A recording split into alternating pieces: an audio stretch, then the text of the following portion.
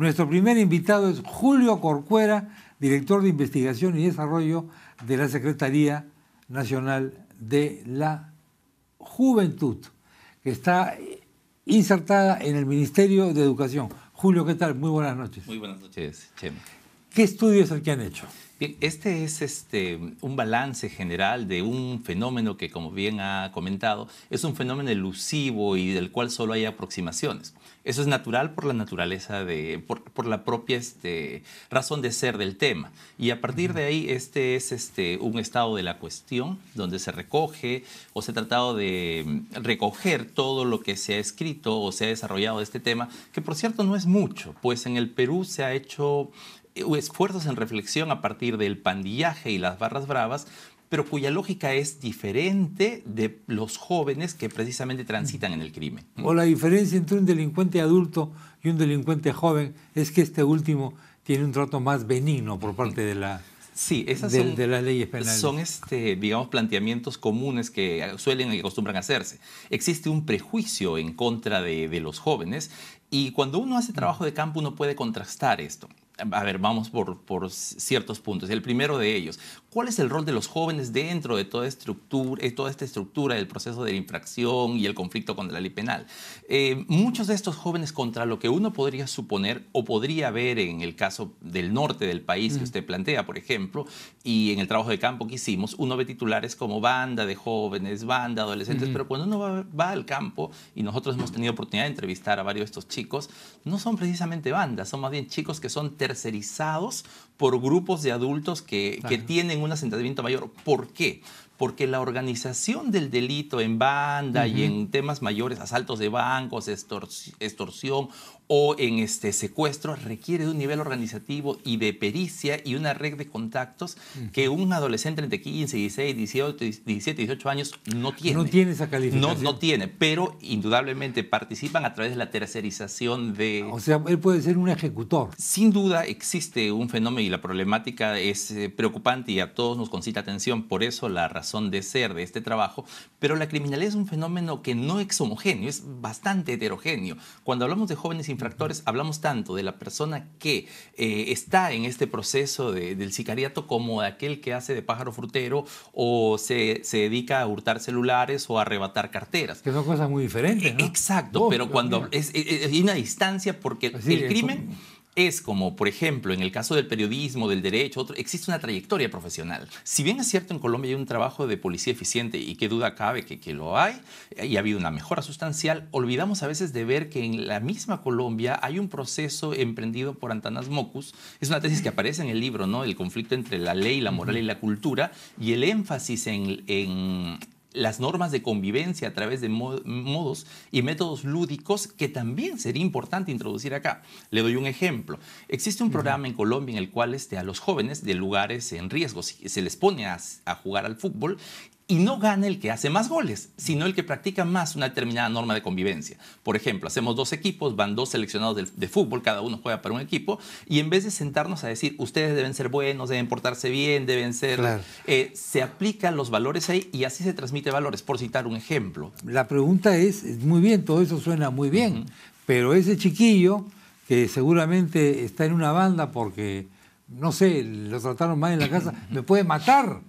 ¿Qué va a hacer usted para evitar que el niño me mate? Y me hace recordar aquellas escenas truculentas del Brasil, de los niños de la calle, donde mataban a los niños de la calle.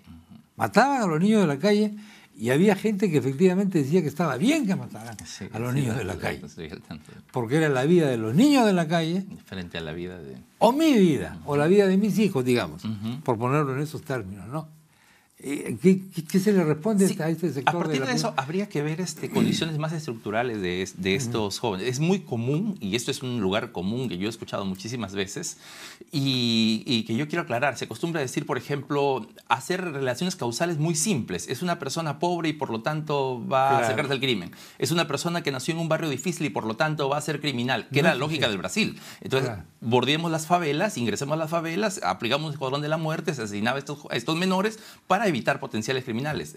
O viene de una familia disfuncional y luego va... Y estas tres y más cosas pueden ser rebatidas fácilmente. Hay miles de personas, millones de personas pobres del Perú que han salido adelante que no son sin transitar. Hay millones de personas ni drogadictos, ni narcos, exacto, ni nada. ¿Cómo se explica que un joven ingrese o sea parte de esa violencia si personas que transitan por estos puntos y a veces en conjunto, en una especie de cóctel, no ingresan? Claro que una persona que vive en un lugar violento y se desarrolla en un contexto violento, inevitablemente tiene que ser violenta. Porque las personas desarrollamos capacidades en función a las necesidades que tenemos en el medio. Y si nosotros, un joven, un niño, aprende a jugar a la pelota y aprende a poner la pierna fuerte, el hombro fuerte, porque el fútbol lo requiere en determinados momentos. Seguro. Y si el juego empieza a desarrollar eso y el medio empieza a tener esas condiciones violentas y se combina con el acercamiento a la trayectoria criminal, entonces sí estamos en un problema, grave. Porque un chico puede ser valiente o puede ser inclusive un tanto agresivo, pero no necesariamente ser parte de la trayectoria. ¿Hay una relación entre consumo de drogas y delincuencia? Sí, efectivamente hay una cercanía entre estos puntos, pero hay personas que consumen drogas que no necesariamente están en el crimen y consumen drogas. Son estudiantes de universidad. Mire la época de los 70, el nivel de consumo de marihuana. La marihuana, ¿no? Como usted dice, hacemos relaciones muy simplistas de causa-efecto. Y tratamos el problema en un acto simplista. Y en realidad es muy complejo. Es muy complejo. La pregunta sobre las drogas venía porque gran parte de los pequeños crímenes que se cometen en la sociedad son protagonizados por personas que quieren plata para comprar drogas. Y especialmente los jóvenes. ¿Sigue siendo esto cierto o no? No necesariamente. No necesariamente. Y nosotros hemos tenido oportunidad de entrevistar a jóvenes dedicados o que caminan entre la infracción penal y hemos encontrado cosas bastante interesantes y penosas, ¿no? Créame que yo lo digo con mucho pesar y mucho sentir. Cuando hicimos una presentación electrónica de este texto, yo escuché con mucha pena y con mucho dolor que uno de los jóvenes entrevistados por nosotros fue asesinado. Sí. Y yo le pregunté a uno de estos jóvenes, le preguntamos a varios de ellos, ¿y cómo te imaginas tú en 5 años? Y uno de ellos, que prefiero obviamente por razones naturales omitir su nombre, me contestó, yo no puedo proyectar mi vida en 5 años porque a mí me pueden quebrar la siguiente semana, claro, así que yo debo vivir el momento. Exactamente, 5 años es... Entonces 5 años para ellos, entonces... ¿Estos eran menores de edad? Eran chicos que oscilaban entre los 14 y los 26 años el mayor. Ya, jóvenes. Pero eran jovencitos. ¿Estaban en bandas? No, no estaban en bandas. De ahí es que yo le comento esto, claro, que le comento. Eran jóvenes que sí hacían trabajos para otras personas, pero que ser una banda requiere una estructura. ¿El tipo de trabajo que hacían llegaba al crimen? Sí, al claro. asesinato. Sí. Lo que sí veo es que hay un mercado de armas ilegales. Ah, no, ese sí es un tema. Pero las armas que usan las personas que están en el crimen entran mayoritariamente por vía legal. Por vía legal. No es, como yo leí hace poco a un analista decir que prohibir las armas legales, efectivamente, al detenerlas, se evita que esas armas legales lleguen a las manos del crimen. Sí. O sea, no es que el crimen use armas hechizas. Las compañías de seguridad, las personas que obtienen armas, reportan cada cierto tiempo pérdida, reportan robo, y esas armas llegan a las vías ilegales, no es de otro modo.